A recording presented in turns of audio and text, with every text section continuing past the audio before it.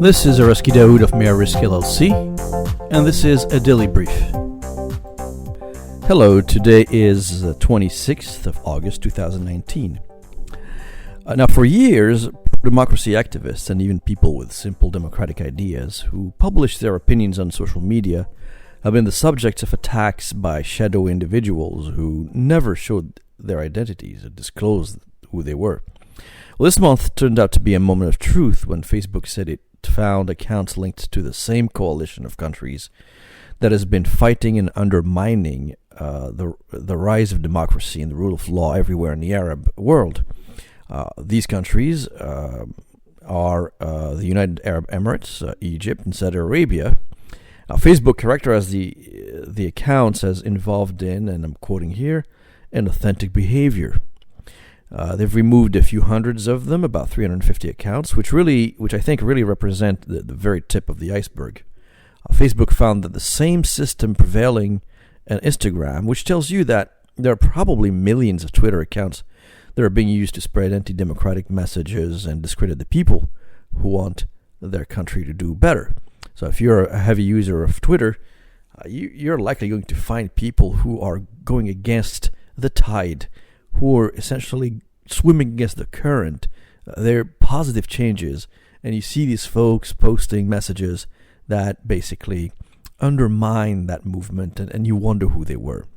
Now, Facebook had the courage to reveal that it found two separate operations, one of which originated in the United Emirates and Egypt. So this is like a one coordinated effort by two countries, and another in Saudi Arabia.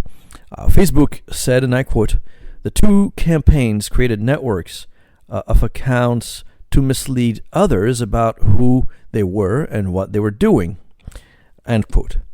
What has become now clear and evident is that the campaigns of misinformation and attacks focused essentially on the Middle East, North Africa, and East Africa. So these are coming from these three countries or two groups of accounts. And who did they go after? Well, all the countries that you can imagine that have been on the radar screens of the sheikhs and the UAE, Saudi Arabia, and in the minds of the generals in Egypt. And that includes, obviously, Libya, that includes Sudan, countries that are going through turmoil.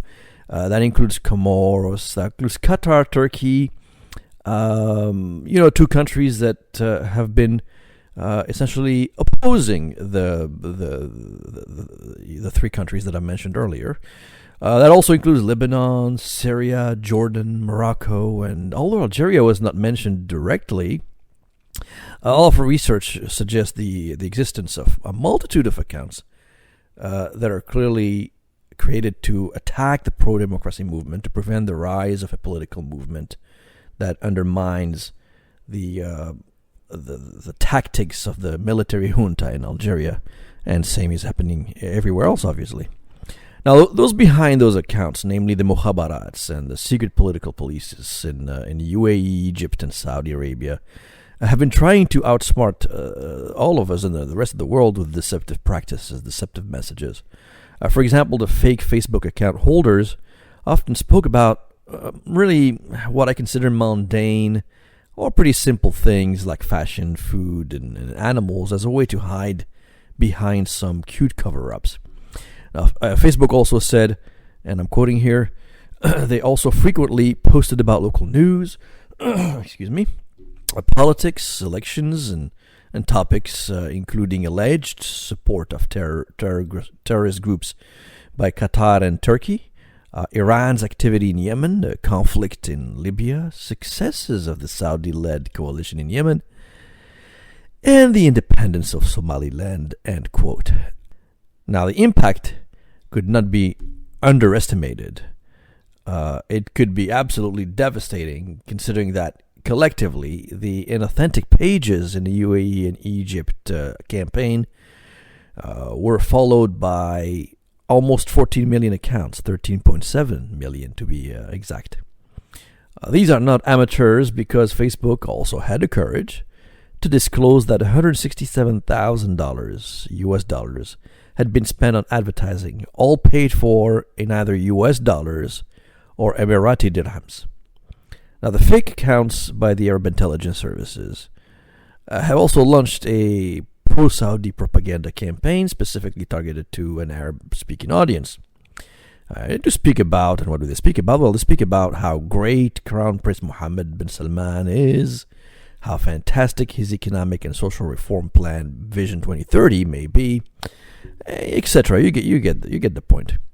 They even brag about the successes of the Saudi armed forces, particularly during the ongoing conflict in Yemen. Now, into Algeria, the situation is no different. The Algerian junta, military chiefs, and they're about 22, 24 are military generals that represent the junta. This is not the Algerian military. The Algerian military is composed vastly of very professional men and women whose job is to protect the country and prevent any problems happening along its borders, and these are professional people.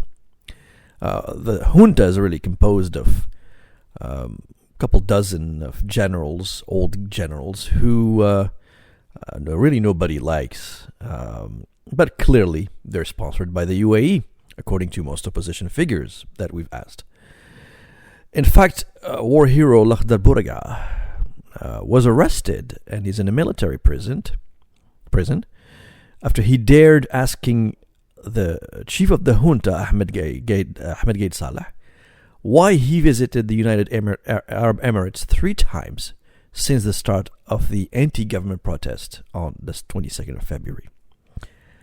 The general, obviously, is said to be reporting to the sheikhs of the UAE and has been ordered to put a halt to the democratic aspirations of the Algerian people.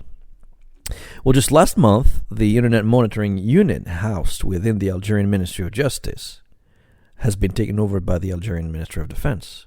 More precisely, really, has been taken over by the intelligence services that are working for the junta. Why, you may ask? Well, the answer is pretty simple. The Algerian political police is looking to launch its own campaign of deception and distortion, in addition to, obviously, the need to identify political opponents online and arrest them and harass them. Now, political battles have been waging and raging over the internet with incredible ferocity. Those of you who rely on the internet, and I know in North Africa and many places around the world, local media is completely worthless and in the hands of rogue governments. So the internet obviously is the main and only place to seek the truth.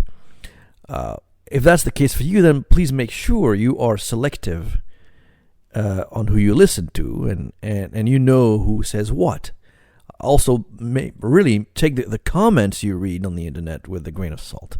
Well, they can be written by some agents and bots in the UAE with the idea of undermining the pursuit of democracy in your country and around the world. And with that, thank you for your time.